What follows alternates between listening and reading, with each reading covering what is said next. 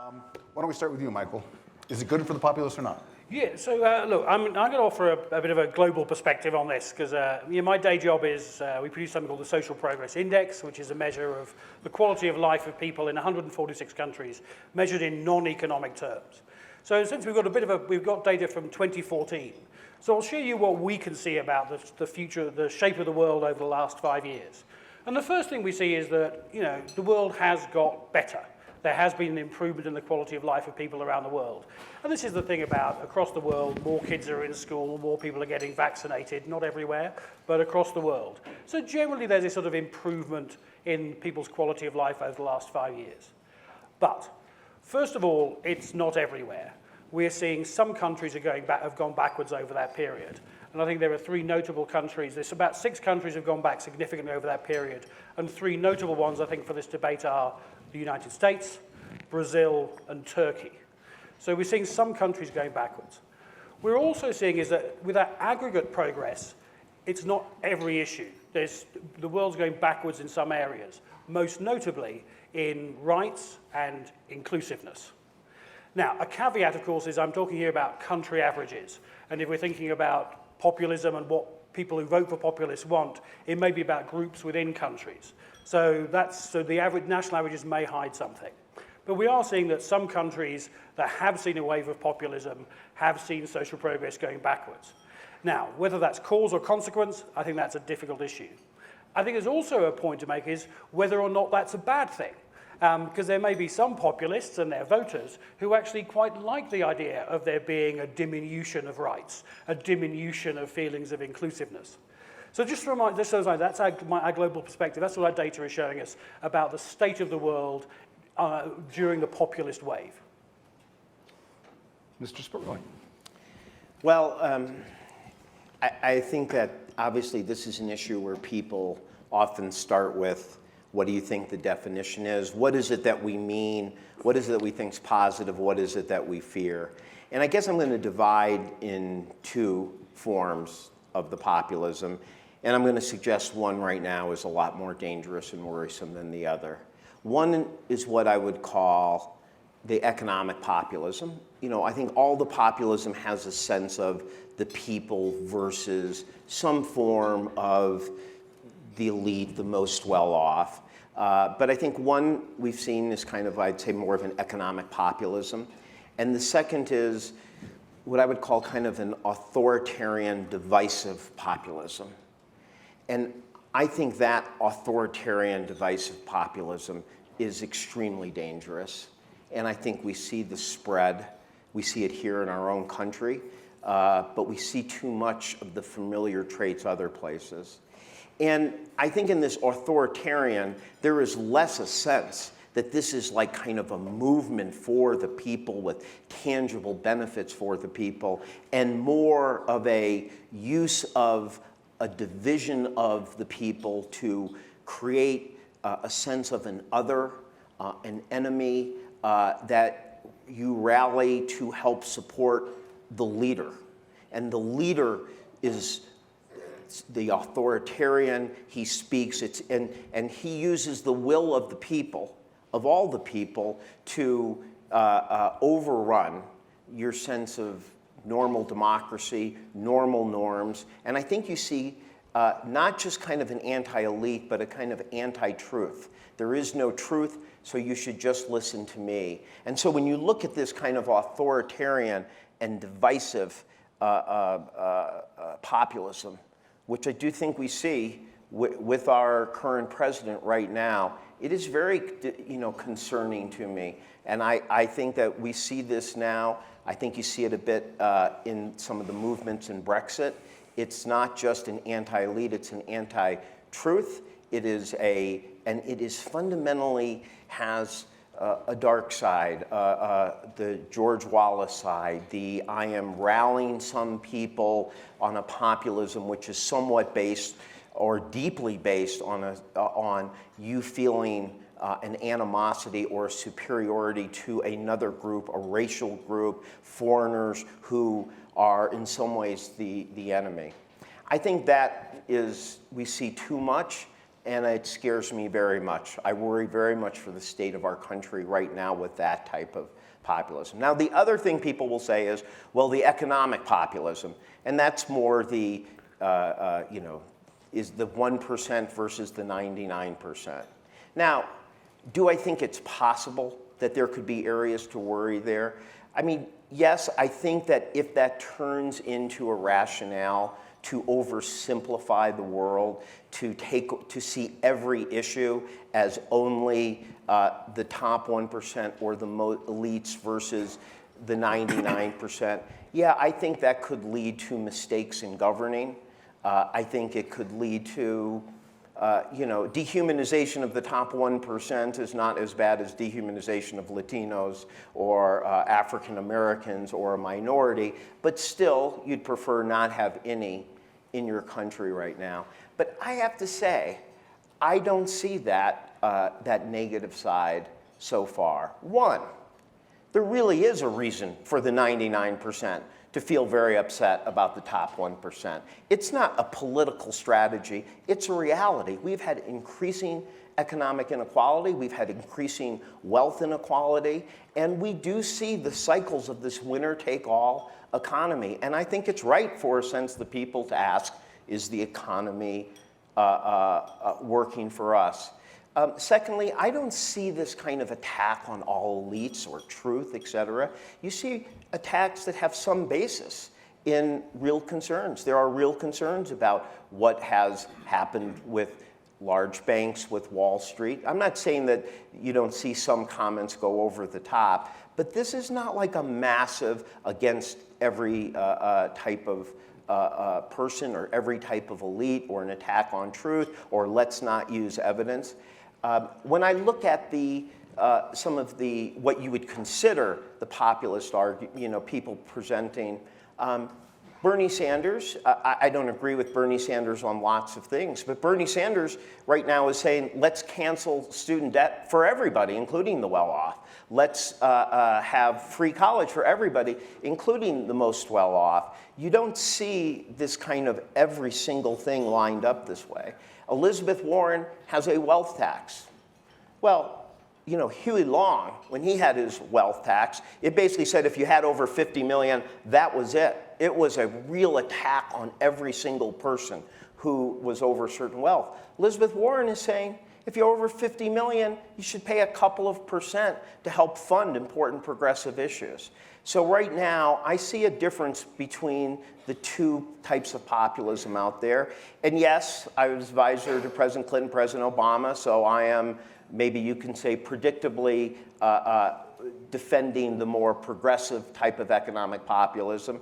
But that's because I really I see that more as being a positive right now. I see the fight for 15, the minimum wage. I see these things as positive, and I am not seeing the dark side and the worries that are possible, but I don't see them right now. But I think the authoritarian populism that we're seeing right now is scary in our country, and it is scary to see the same trends happening, and our own president specifically admiring and modeling himself after those types of authoritarian populists.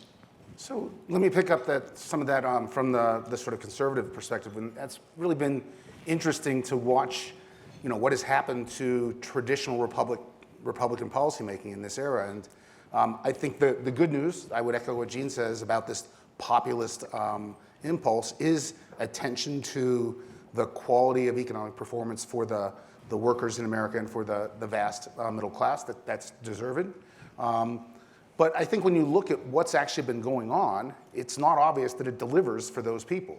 Certainly, when I look at the key elements of the Trump economic policy agenda, you'd have deregulation, traditional Republican idea, tax cuts and tax reform, traditional Republican idea, anti-immigrant sentiment and policy, sort of a counterproductive economic impulse, and then this sort of whole trade strategy, which has, I think, been quite damaging to the economy.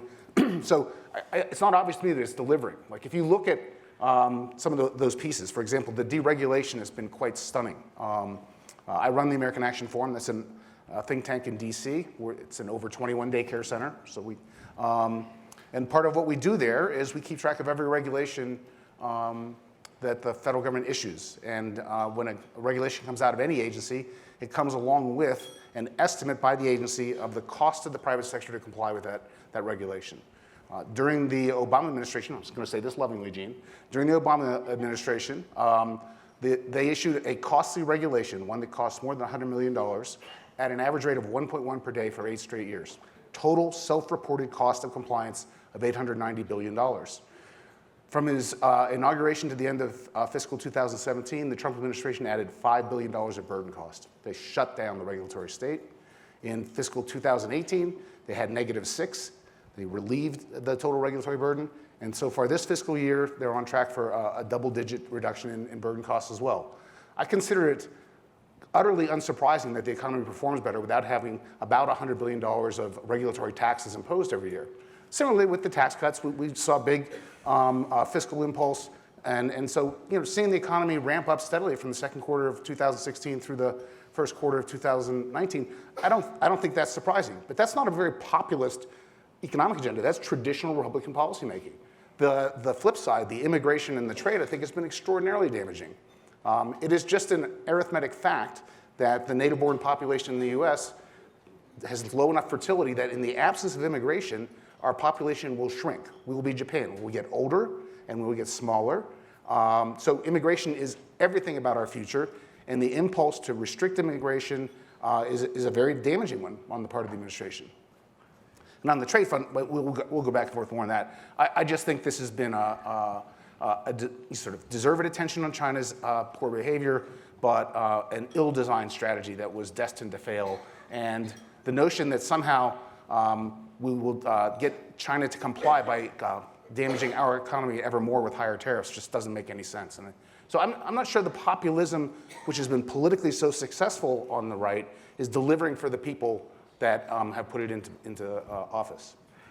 I think, looking at the global perspective, I think there's something about how the economy is becoming less important. I think I can understand why the president is pointing to the greatest economy ever because of the numbers. And it'll be interesting to see if those numbers turned, whether the language would change. But if you look at a lot of the populists around the world, some of them who've been in office for quite a long time haven't actually delivered very much for their population. But often what they've done is they've turned the language about what they're trying to do elsewhere.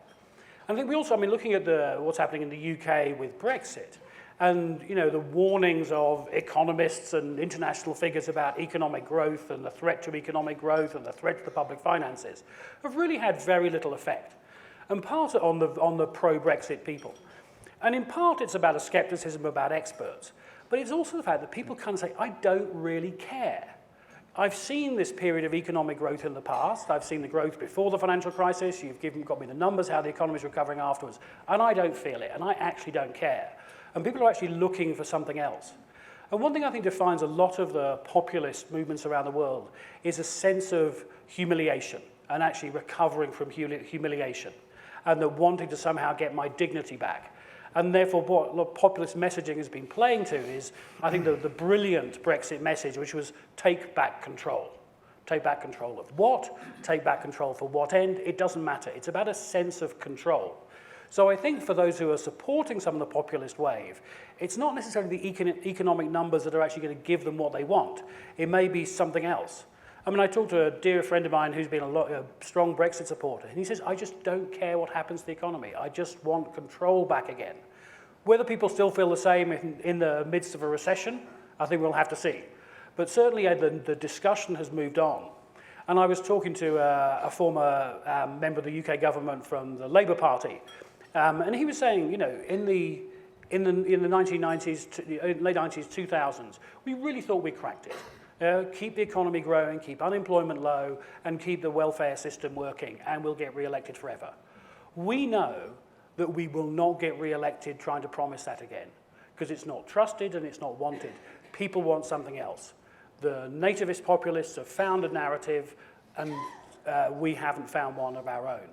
And so in this sense, I think we think about what the people voting for populism want, I think is an interesting question. It may not be the things we have always assumed people want. So an anecdote that supports that is we had some focus groups in Pennsylvania and Ohio just prior to the midterm elections, and These are talking to base Republicans, the Trump base, and they would go roughly like this. So how's the president doing? He's doing great, doing great. What's he done? Tax cuts, passed tax cut, got a tax cut. Good. What else has he done? He's rocking the boat. Every day, he's rocking the boat. So everything that when I sit in my office that drives me crazy, raises my blood pressure and causes me to drink, that's why they sent him. And they're happy. They're very happy. Well, so since Doug was doing advertisements about future sessions, I'm speaking on economic dignity, which is the book I'm writing on. And I think it is relevant to what you were saying there, which is that and it goes back to the division I was saying before, which is one can't deny that there is part of Trump's appeal that has been politically successful with a group of people. But is it good? And is it good, or is it filling a vacuum with something that is ultimately destructive? Now, Doug and I have debated some 100 times on TV, and we could go back and forth on the regulations and tax. We're in different places. But I think there is something he said, which I agree with, which is that whether you like those policies or not, this is not a populism that is fundamentally about I'm going to deliver tangible economic benefits that I think are about the real true economic dignity people have in living their lives. It is much more about appealing to a sense of common enemy, creating common enemy, drawing on that unhappiness or sense of loss to control, to, I think, create, I think, something unfortunate, a sense that, that your problems are because of minorities, your problems are because of undocumented immigrants, your problems are because of whether we let immigrants, Muslim immigrants into our country. And this is done not because it then leads to a particular benefit, but as a way of strengthening the authoritarian leader's sense that I alone speak for you. These are the words he used. I alone speak for the people. I alone represent. And so the populism is about, to me, really creating that sense that the leader himself, not our democratic norms, not the press, not evidence, not truth, go forward. And so yes, I mean, I think to the extent that Trump has had some successes or had impact, much of it has been a very traditional conservative agenda, which I think is not even the conservative agenda that Marco Rubio and others would have thought, that thought that you really did have to address this sense of a hollowing out of the middle class. And I think that then the challenge, and this is the difficult challenge in divided government, is can this economic populism, which I do think has many good sides to it, come in and say, no, we are actually talking about your health care, your housing, how you're treated at work, what your wages are.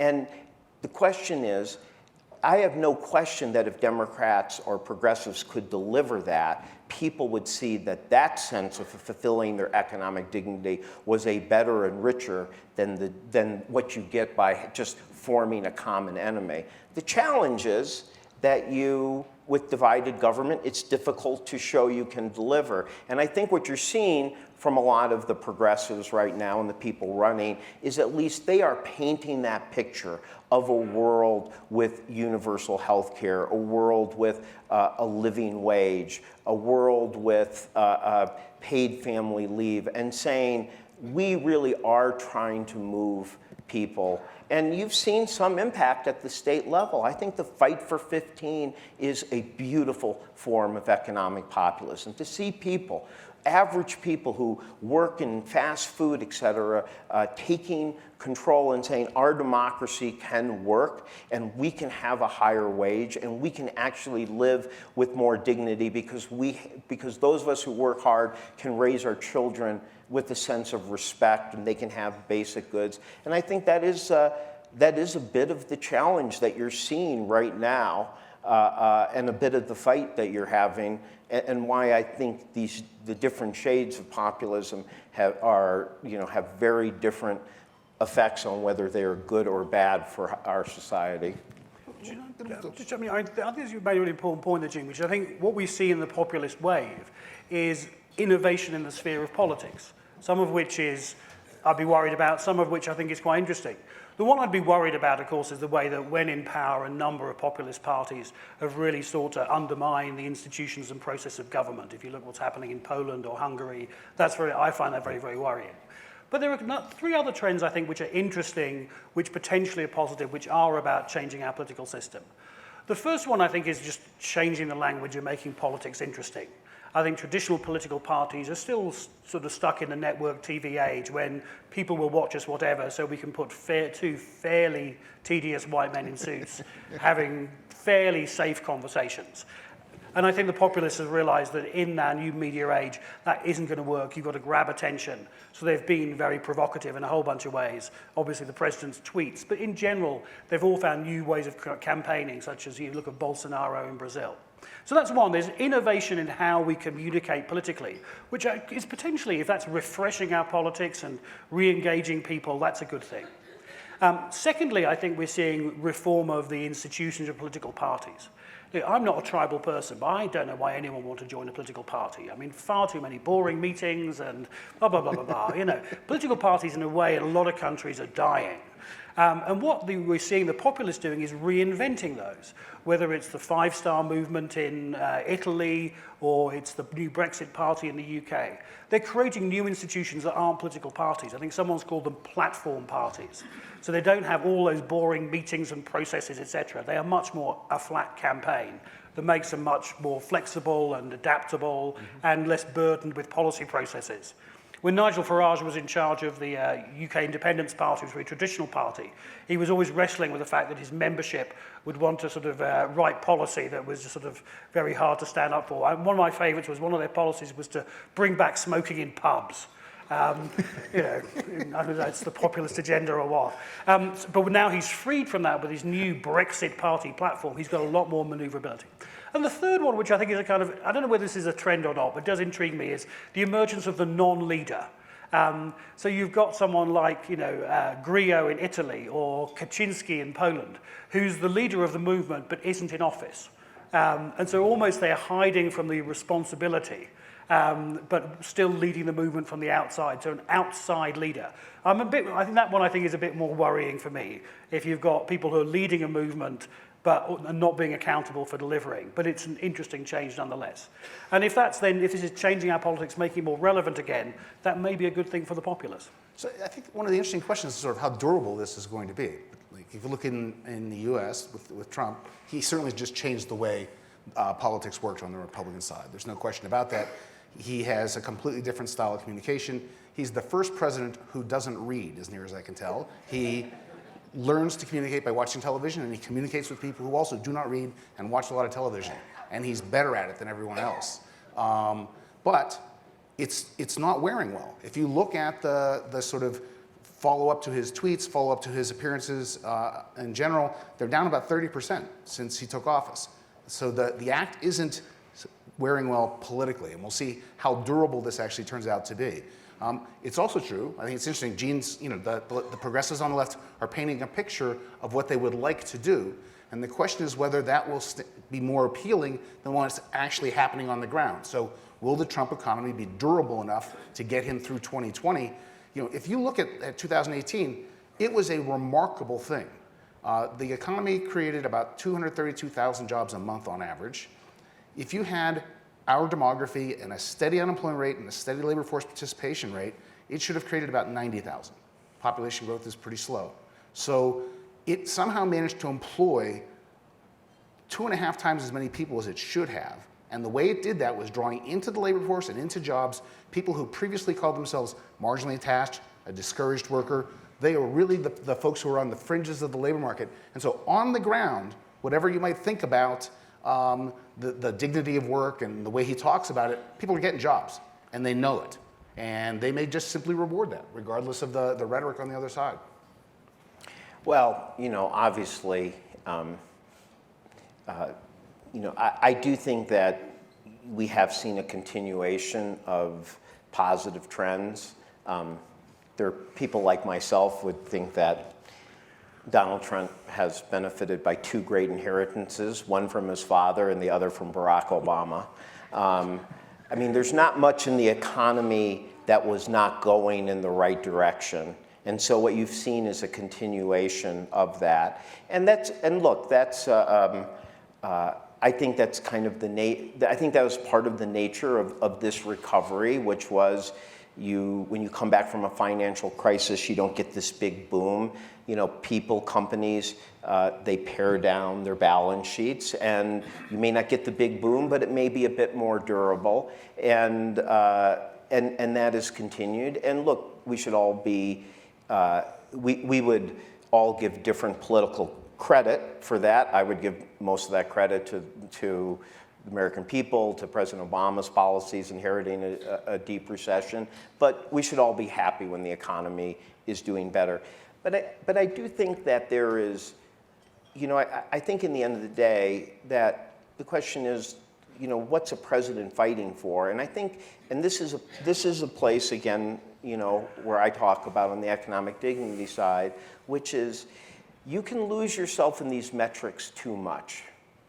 I've had so many times in my life where somebody says to me, often like in my favor, because I'm working for Obama or Clinton, the economy's good, and it's like, what's the matter with people?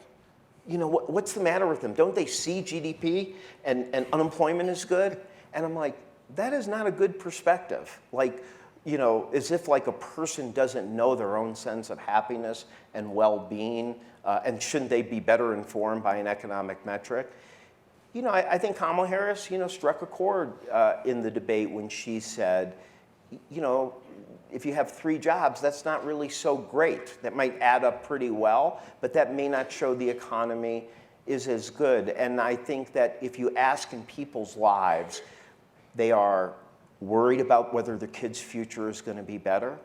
They are worried about whether the major things that define your sense of economic security and dignity, healthcare, childcare, whether housing, whether the cost of those things are too much and too great stress. So I think a person who looks at these metrics and decides people are happy and great, I think loses out, because I don't think that's how people are feeling now. I think this sense of a hollowing out of a middle class, the sense that the compact you expected if you worked hard and did the right things, you would have a degree of economic security, are a bit under threat. And I do think that some of the Republicans who might have won if Trump didn't, knew that this was a problem and knew that if Republicans didn't start to address this, they might lose out. Now, right now, Trump has been able to rally a 40%, and he's hugged that base amazingly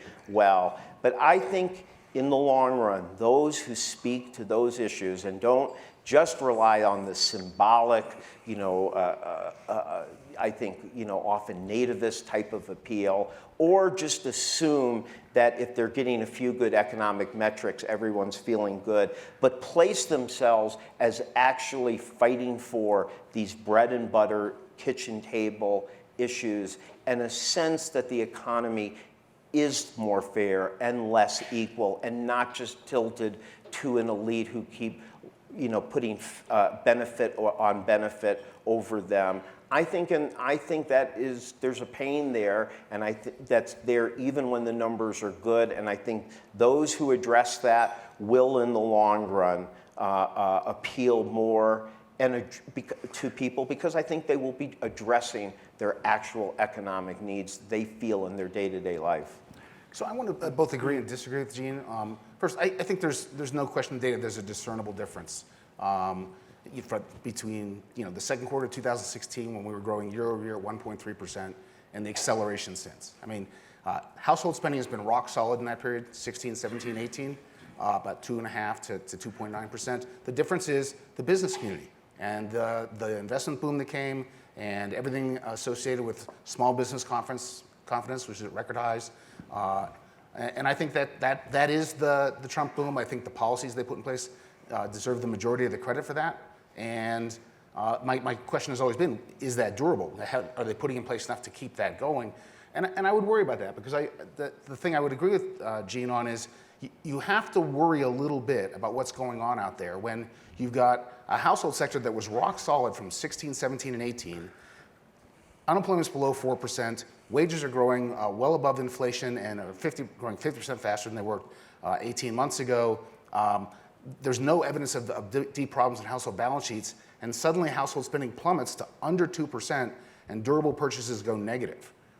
The household sector checked out at the beginning of this year, and the question is, why would they do that, given the metrics on the ground? I think that's a really troubling development for the economy as a whole, and I think the White House should be deeply concerned that this materialized on their watch.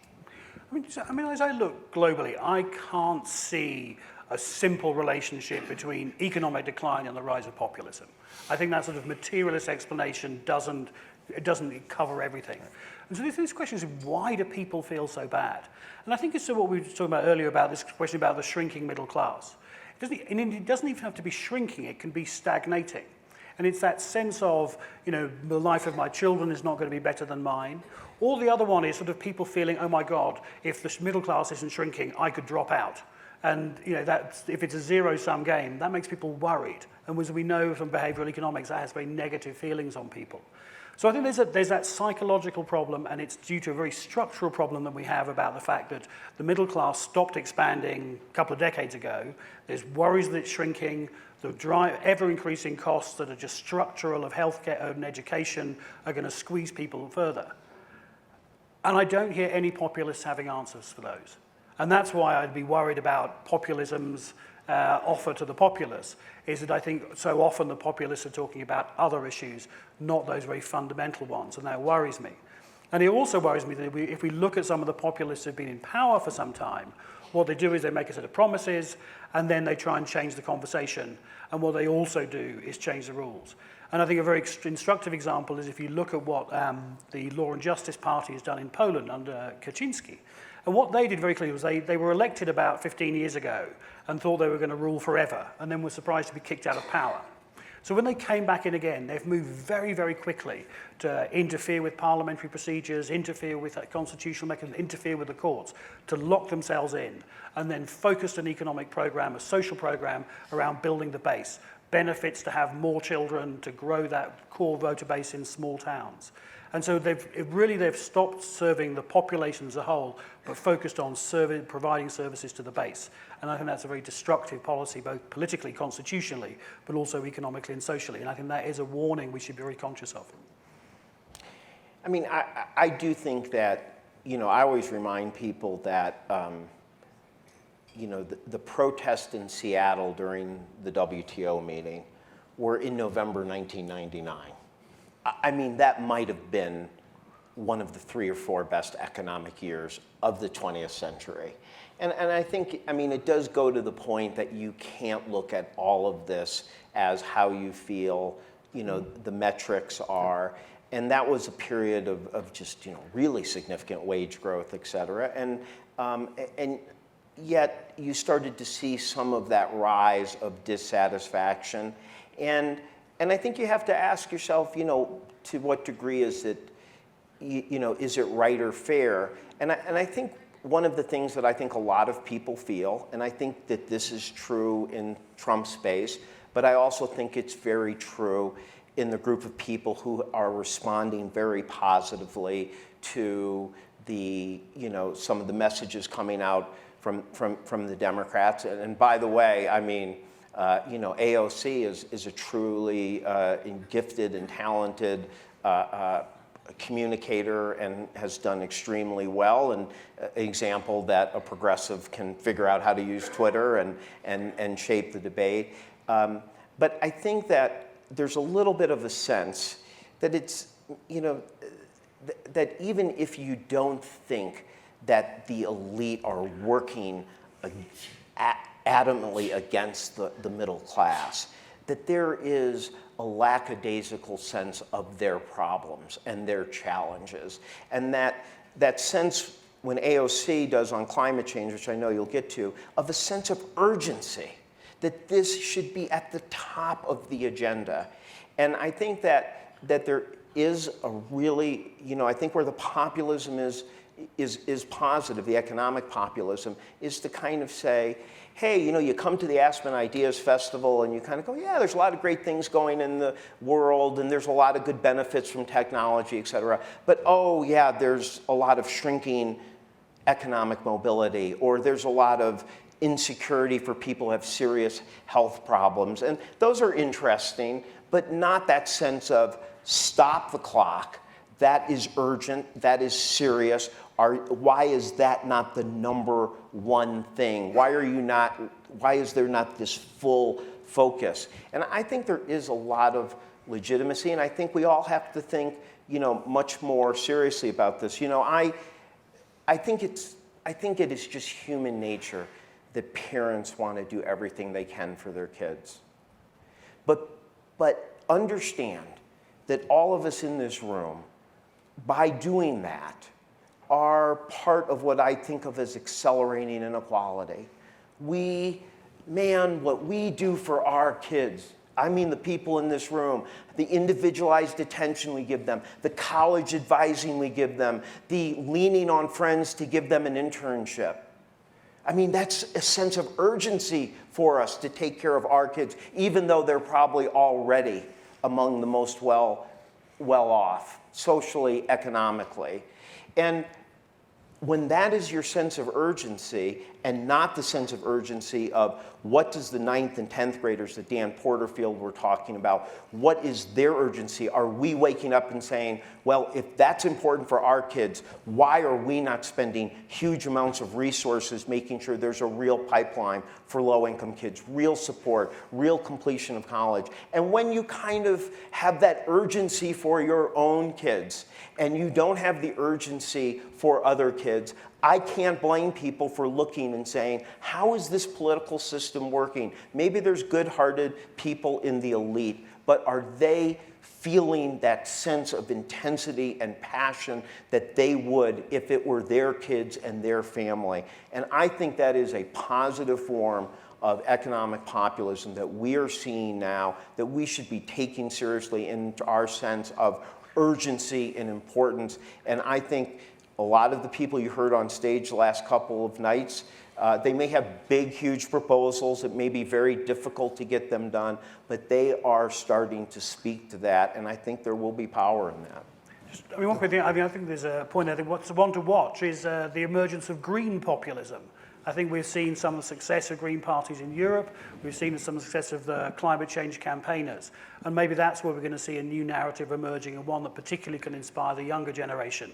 And that could be a part of a reshaping of our politics. Don't know, very early to tell, but that, given the size of the challenge and the way it's really gripping young people, perhaps that's going to come through in a new way.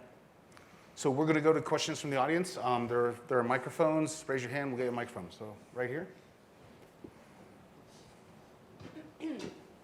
If we assume that the two parties are going to keep their bases, and that the independent voter is going to be the one that is going to, swing the election, what mix of message should the Democratic Party address to them? Populism, should they be attacking Trump for all the things that he has destroyed, for the kind of amoral person he is? Should he talk about more the economics? What is the formula, the right formula, to attract that independent voter? Well, first of all, I mean, there is a real issue that goes on both the left and the right in American politics, which is this still the world where those who capture the independent voter do best, or those who motivate their own base to come out? And you will hear that sense of motivating voters. You'll see that on both the left and right, and that's, an interesting issue, and one of which I don't feel as expert as many of the kind of political type consultants out there. I think that, I think the issue, I think when I listened to the healthcare issue yesterday, I think that was, to me, when Democrats talk about the right to health care. I think that's very powerful. And I think when they focus on that and that end goal, that impact on people. Now, I think that when they say, I think Democrats might take a risk if they start saying there's only one way to get there. The only way you can get there is through a single payer.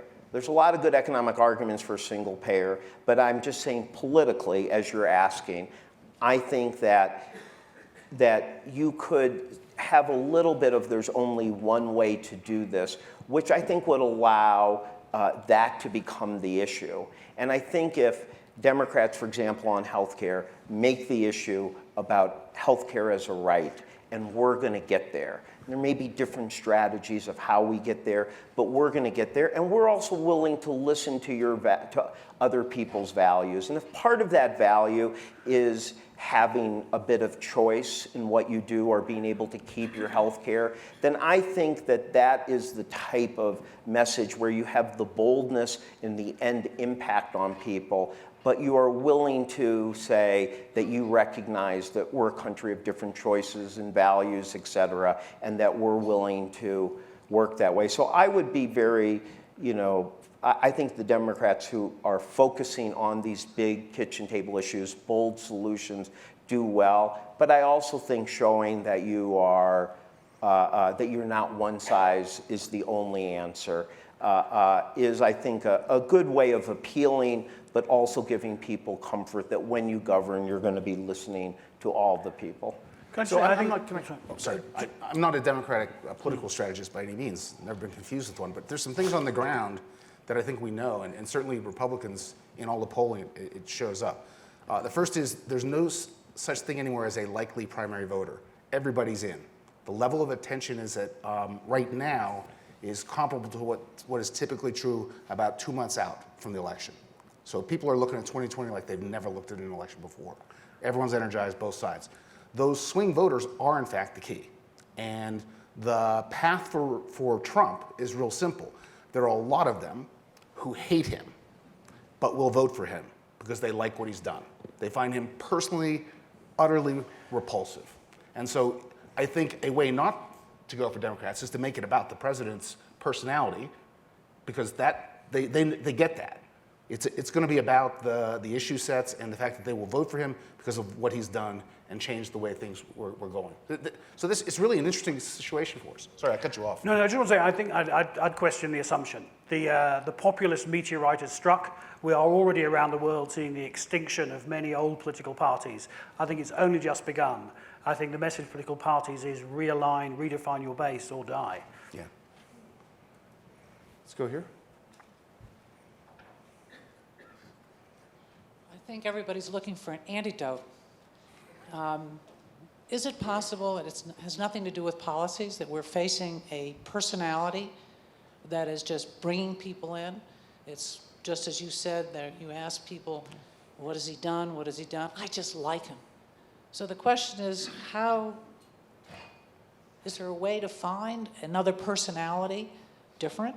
Obviously it can't be the same, because I'm not sure policies are going to get us anywhere. We can come up with all kinds of wonderful policies, but don't we need a personality of some kind? I honestly don't know the answer to that, but I do. I mean, one of the things that stands out is he has not expanded his base. I mean, he's got the same people who brought him into office. He's had 2 good years for the economy. He's done what he said. One of the things that you absolutely have to give the president credit for is what he said on the campaign trail in 2016, he is doing. And he's got a checklist, he's checking them off. And the re-election is about promises kept. So having done all that, he's not made more people like him. Like, his popularity is not very high, it's not broad. And so how you counter that becomes the issue. I'm not sure. I do think it is true that those of us in the wonk world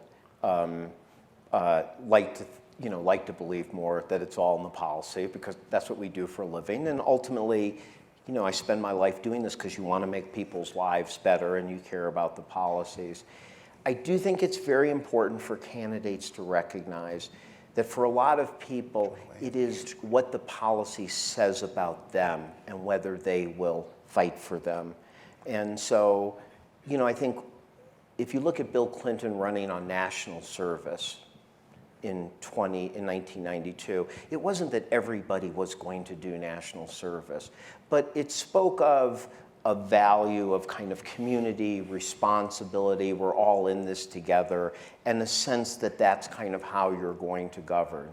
And so I do think that all of these candidates in the end have to remember that a lot of what they're using with policy is how it defines who they will fight for. And I think they will have to remember that yes, these policies are important, but people are going to vote for them to some degree, to the degree those policies reflect whose side they're going to be on, what their priorities are, and what their values are going to be. And I think that's a reminder all candidates have to have when they get into particularly the general election.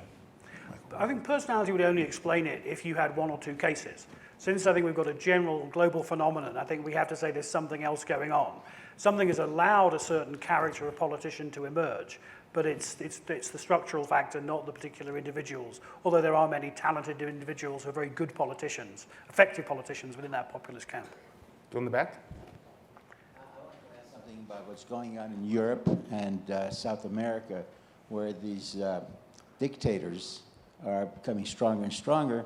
And part of it is that they have a huge criminal element backing them. And I've been in Hungary, and I've been told these stories. Is that the next trend? Is that wave coming this way? Oh, jeepers. That one's all yours. Yeah, thanks very much. Yeah, I mean, I'm not sure about the criminality connection. I think one thing is I think it's very multifaceted. I think we're seeing, I mean, if you look at Mexico, it's a different kind of populism to what we've seen from Bolsonaro. There's sort of a different trends. Interesting rise of populism in, say, somewhere like Costa Rica that's been quite stable. You've then had sort of in Nicaragua, the authoritarianism in response to some of the challenges. I think I find it very hard to generalize around that as one issue, sorry, in the time available. Go over here. Hi, thanks. Jean has talked about how, let me see if I can get it exactly right, that it's not all about pocketbooks, it's about a sense of urgency on some level. And when I think about what's going on, I see vast flip-flopping, constant flip-flopping in politics that makes me think that neither party is really speaking to some core question that people are concerned about. So when you put it all in terms of economic prosperity or what's happening in the world for a particular set of people or just for the economy, the parties aren't answering core questions that people have.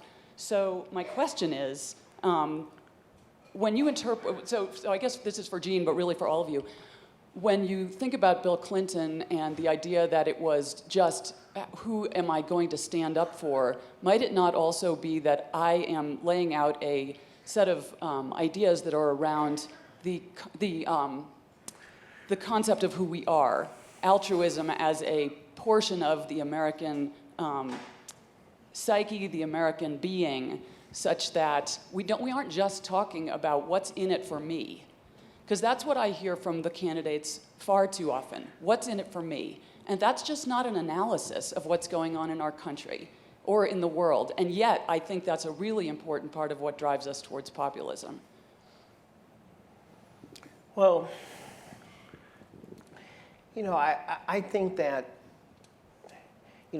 Elizabeth Warren, who's put out the most detailed plans, and, I will say someone I've worked with over the years and is a very serious, detailed person and very passionate, really cares about people. But with all of her plans, what she's trying to say, or, still, the plans aren't just the plans. They're part of a message saying the country is working for a few. It's organized in a certain way to work for the few, and it should work for the many. And I don't feel like when you look at those plans, to be fair, to say they're all about just, some kind of selfish, I'm just going to do this for you. I think it is very much kind of saying that there are certain levels of deprivation that you may not experience, but they're wrong.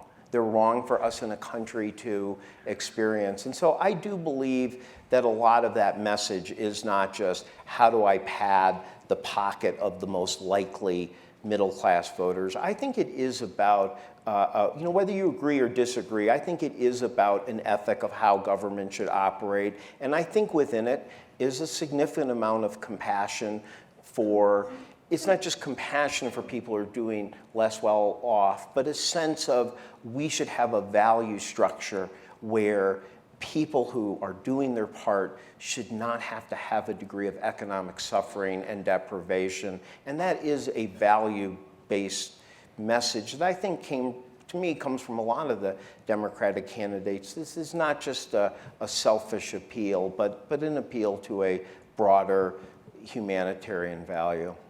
That's not going to be the last word on this subject, but it will be the last one in this session. We have run out of time. Thank you. Thank you, Jason.